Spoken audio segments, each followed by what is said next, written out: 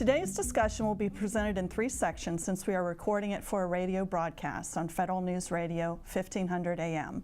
You're welcome to post questions and comments during the session, and we'll try to answer them online. I'd like to introduce our moderator, Gigi Shum, host of Women in Washington on Federal News Radio 1500 AM and federalnewsradio.com. Welcome and thanks for joining us. My guests today are Dr. Stacy Dixon, Deputy Director of the Intelligence Advanced Research Projects Activity, or IARPA. Gene Schaefer, CISO and Chief of Cyber and Enterprise Operations at the Defense Intelligence Agency. Debbie Bucci, Lead IT Architect at the Department of Health and Human Services, ONC. Naomi Escofri, Chief of Business Operations for the Deputy Assistant Director for Info Operations at the Defense Health Agency. And Trish Goforth, Executive Vice President, Booz Allen Hamilton. Our topic today is cyber engineering. Welcome, ladies.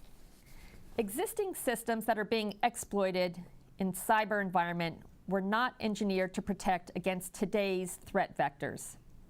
The number and the magnitude of cyber vulnerable systems have never been as great as they are today. Why? It's the result of increasingly outdated operational and industrial control systems, the centralization of large swaths of sensitive data, and increasingly innovative threat vectors. With the world seeing an increasingly vast and leveraged set of targets, it's crucial to understand that both the problems and solutions exist in the space where the hardware infrastructure meets the software code. So, cyber engineering, let's start with the definition. And Gene, I'll start with you. How would you define cyber engineering, and how is it different from plain old cybersecurity? So that's really an interesting question, but if you go back to where the core of engineering starts, right, it's applying those scientific principles and processes and methods to look at the cyber environment as a whole, and then what you need to do is use those principles to go ahead and get repeatable processes. So one of the things you would do is a classic engineering problem. You look at what your threat vectors would be. In the cyber world, we would say, what is your adversary model? And then you would take that and you look at where your risks are. And you have to apply that to within your particular environment. And then you address cybersecurity by saying, what are the vulnerabilities that are identified there, and then go ahead and figure out how you can systematically apply your good security engineering principles to actually defeat those vulnerabilities. So it's basically using that same methodology, just turning it toward the cyber environment. Some of the things I've read make me feel like there is maybe an interdisciplinary aspect to cyber engineering. Stacy, have you seen that? I would definitely say that. I think there's a need to bring in skills that you might learn as a researcher or as a scientist. For example, setting hypotheses and then trying to use the data that's available to figure out exactly, for example, who might be perpetrating a cyber attack. That takes a lot of forensic looks at things, and you really may have a hypothesis, you may think you know it, but actually finding the data and having that attribution is really hard. But by going back to those foundational principles that Gene mentioned, you can keep yourself more honestly to answer the question as to whether it's this particular actor or this particular actor. In addition, systems engineering is another a discipline that's brought in, really being able to break down a problem into those particular pieces of it so that you can steadily look at each particular piece to figure out whether you can solve a larger problem by attacking the smaller problems that are there. So what are some of the challenges of integrating engineering with cyber, given the number of cybersecurity targets today? Debbie, do you have a thought about that? So primarily I'm a system engineer, so a lot of the idea of programming to make things more convenient and easy for the end user and the services, where for cyber activities you have to have just the opposite. The idea of that whatever you do for convenience may actually be hurtful or to the systems and the infrastructures that you work on. And it's a totally different perspective for an engineer when doing coding and things like that, that you typically don't find that with your developers. I also see conflict between the discipline of the engineering process and the rapid evolving cyber environment. And for large complex systems, you go through a very deliberate process of trade-off analysis and design decisions, and you try and take into account what the expected cyber threat might be and potential of cyber intrusions, but then the unexpected happens, and so you have to be agile in your design so that you can, retroactively address those emerging threats. So Trish, if I'm hearing what you're saying that engineering tends to be about taking out all the unknowns in a process, whereas with cyber, that's just almost impossible to do, isn't it? Right, and so I think it's really important that we're looking to address more of the digital engineering approaches where you do model-based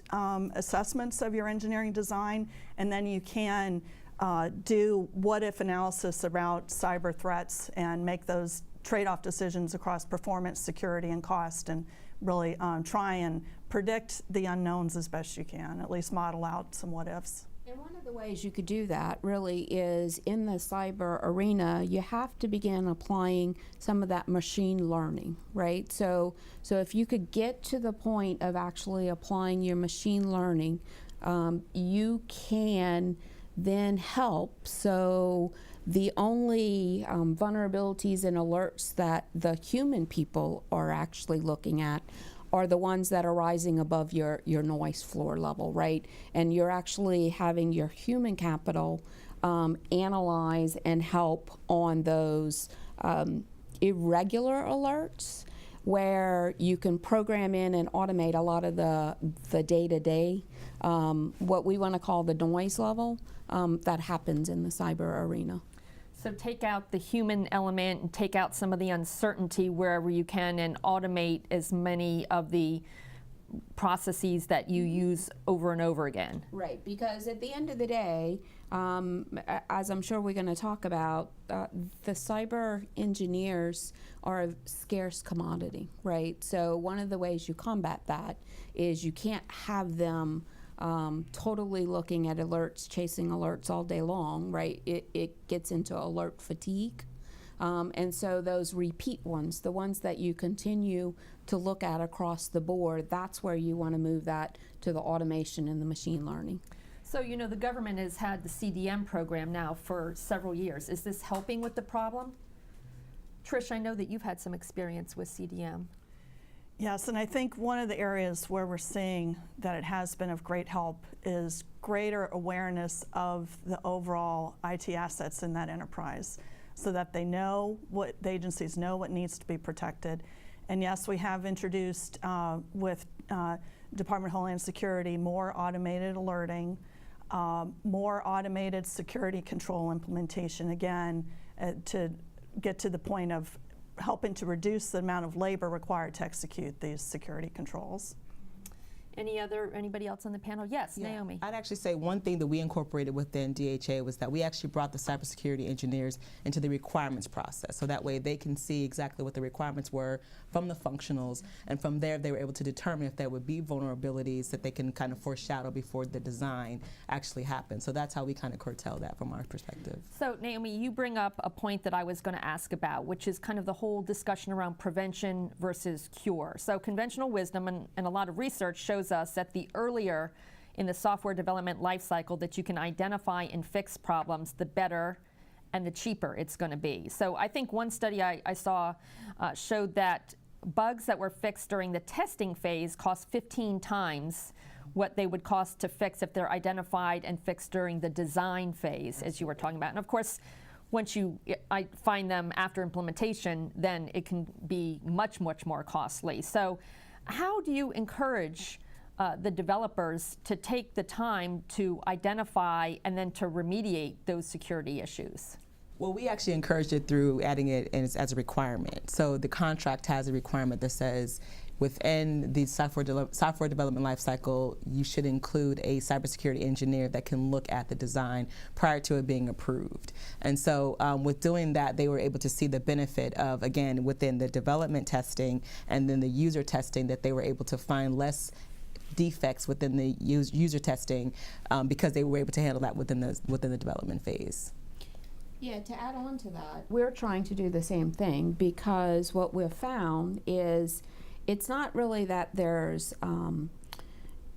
vulnerabilities that you find at the back end, but if you don't get the design and you have security baked in to your solution up front, it's very costly to try to tag on or build in security in the back end, because the security that you gain by the systems engineering up front is where you actually get the bang for your buck. And you know from the beginning of your system that you're building all the way through the life cycle of it that that's taken into account.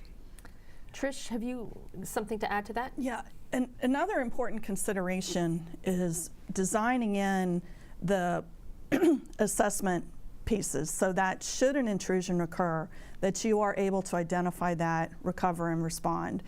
Our engineers, I think, do the best to design a secure technology, secure architecture, but again, we have to prepare for the likelihood that that intrusion will occur, and how you can gracefully recover and respond also has to be part of that design engineering so that those alerts can be made available to the operational. So I would suggest some of that should be, I guess some of the term could be around ethical hacking.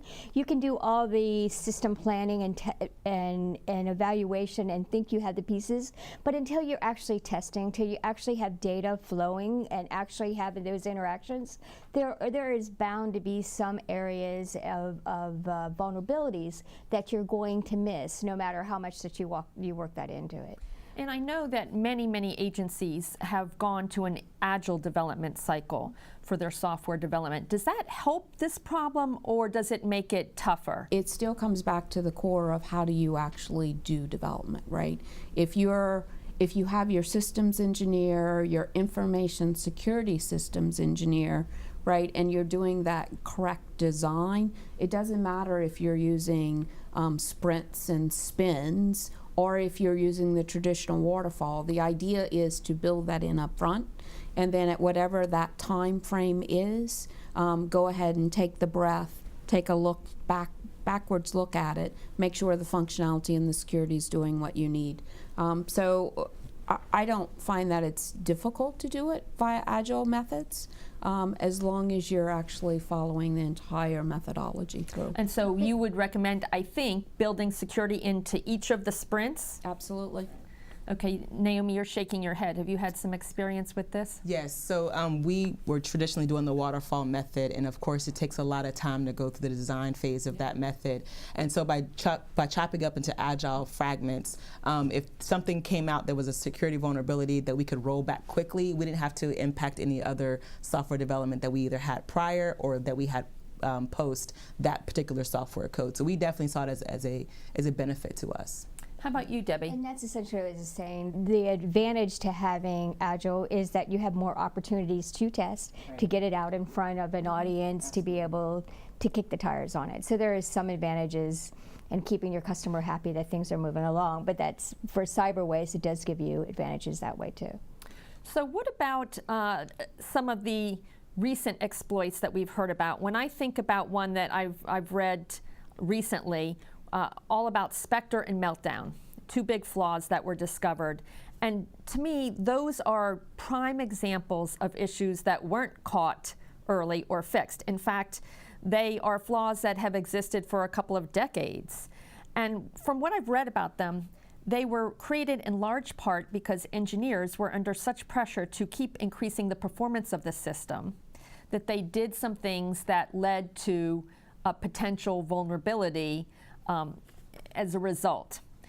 And now I'm reading that as these have been identified and are being patched, they are in some cases some real performance hits that result as of the patches. So it really gets to this point about performance versus security. Is that a trade-off that just has to be made in that way, or is there a different way to look at that?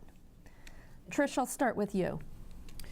Yes, it is a continuous trade-off that has to be looked at, and cost obviously comes into that equation too, because you're never going to get 100% security, so you have to continue to look at the risk posture that the organization's willing to take and make those trade-offs.